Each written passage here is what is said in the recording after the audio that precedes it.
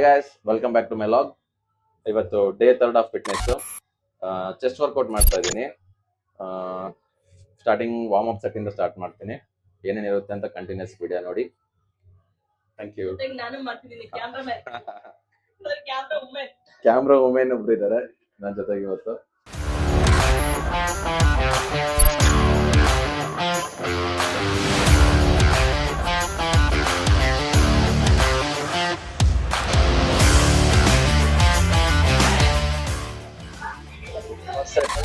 Chest press ಮಾಡ್ತಿದ್ದೀನಿ. 10-15 rounds 20 kg wait ಮಾಡ್ತಾ ಇದ್ದೀನಿ.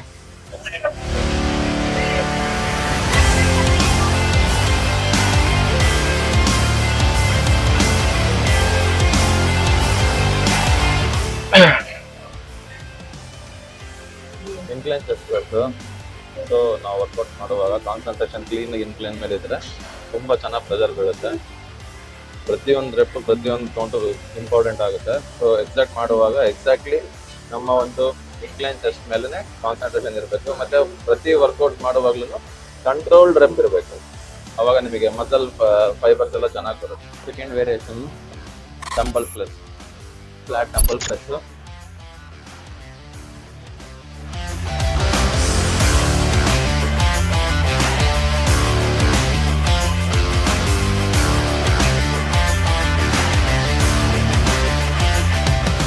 Third variation first set peg deck. ಇದು ಅಷ್ಟೇ ತುಂಬ ಒಳ್ಳೆ ವರ್ಕೌಟು. ಫಾರ್ಮ್ ಕರೆಕ್ಟ್ ಮಾಡಿದರೆ ಮಾತ್ರ ಚೆನ್ನಾಗಿ ಹೊರತ ಬೀಳುತ್ತೆ. ಇದು ಕೂಡ 15 reps 70 kg ಹಾಕಿದ್ದೀನಿ. 3 sets.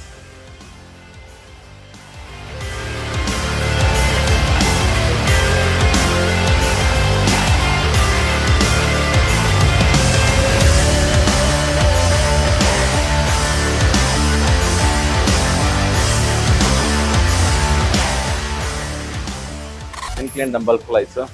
ಇದು ಕೂಡ 15 reps 10 kg ತಗೊಂಡಿದ್ದೀನಿ. 3 sets. ಇದು ಅಷ್ಟೇ, ಕೈ ಇಲ್ಲಿರಬಾರ್ದು, ಸ್ವಲ್ಪ ಮುಂದೆ ಇರಬೇಕು. ಎಕ್ಸಾಕ್ಟ್ ಕಂಟ್ರೋಲ್ ರೆಪ್ ಇರಬೇಕು.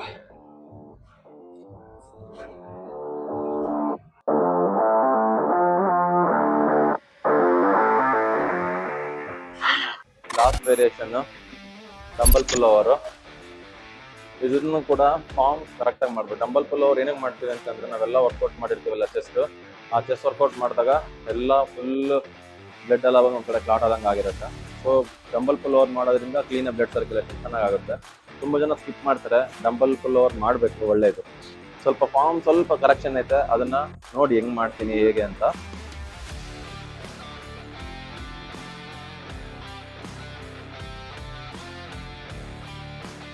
ಅದನ್ನು ಮುಂದೆ ಬರಬೇಕಾದ್ರೆ ಚೆಸ್ಟ್ ಅಪ್ ಮಾಡಿನೇ ಜರ ಕೈ ಮುಂದೆ ತರಬೇಕು. ಎಲ್ಲ ಏನು ಮಾಡ್ತಾರೆ, ಜಸ್ಟ್ ಬರೇ ಮುಂದೆ ತರ್ತಾರೆ, ಮುಂದೆ ತರಲ್ಲ, ಇಸೆ ತರ್ತಾರೆ. ಸೊ ಮುಂದೆ ಕೂಡ ಸ್ವಲ್ಪ ಮುಂದೆ ಬಂದು ಚೆಸ್ಟ್ ಟೈಟ್ ಮಾಡ್ತಾರೆ. ಅವಾಗಲೇ ಚೆನ್ನಾಗಿ ವರ್ಕ್ ಆಗೋದು.